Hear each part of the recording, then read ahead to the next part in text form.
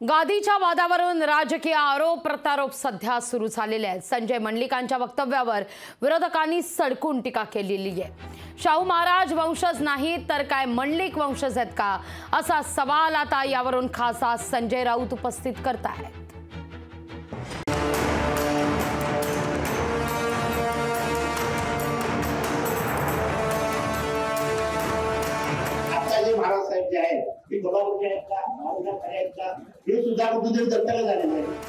महायुतीचे कोल्हापुरातील उमेदवार संजय मंडलिक यांनी छत्रपती शाहू महाराजांबाबत केलेल्या वक्तव्याचे तीव्र पडसाद राजकीय वर्तुळात उमटले।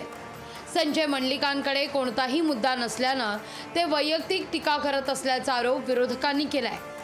छत्रपती शाहू महाराज गादीचे वारसदार नाही तर संजय मंडलिक वारसदार आहेत का, असा सवाल संजय राऊत यांनी उपस्थित केलाय। मग मंडलिक वारसदार आहेत का? या मंडलिकांचे वडील सदाशिवराव मंडलिक माझ्या माहितीप्रमाणे शाहू महाराजांच्या खूप जवळ होते आणि शाहू फुले आंबेडकरांचा विचार घेऊनच सदाशिवराव मंडलिक हे राजकारणामध्ये काम करत होते। संजय राऊतांवर भाजपा आमदार नितेश राणेंनी पलटवार केला। संजय राऊतांनी तर गादीचे पुरावे मागितल्याची आठवण नितेश राणेंनी करून दिली आहे।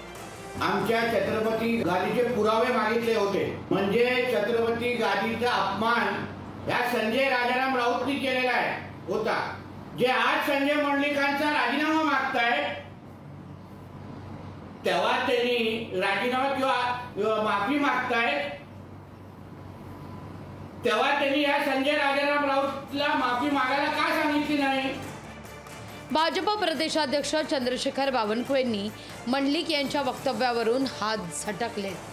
मंडलिक यांच्या वक्तव्यावर एकनाथ शिंदे किंवा शिवसेनेचे नेते उत्तर देतील असं सांगून स्वतःची सुटका करून घेतली आहे। कोल्हापूरमध्ये संजय मंडलिकांनी शाहू महाराजांना दत्तक पुत्र म्हटलेलं आहे, हा कुठेतरी गादीचा अवमान नाहीये का? नाही असं चर्चा आहे। संजय मंडलिक काय बोलले त्याचं उत्तर त्यांनीच दिलं पाहिजे किंवा एकनाथजी देतील, मला त्याबद्दलची माहिती नाही। कोल्हापूरच्या छत्रपतींच्या गादीच्या वारसदारांसंदर्भात मंडलिकांनी जे वक्तव्य केलं त्या वक्तव्यावर अजूनही ते ठाम आहेत। राजकीय स्वार्थासाठी छत्रपतींचा अपमान करण्याच्या या वृत्तीचा कोल्हापूरकरांमधून निषेध होतोय। सोलापूरहून वसीम अत्तारसह रोहन नाईक, लोकशाही मराठी, सिंधुदुर्ग। लोकशाही मराठी ऐका, पहा, जागरूक रहा।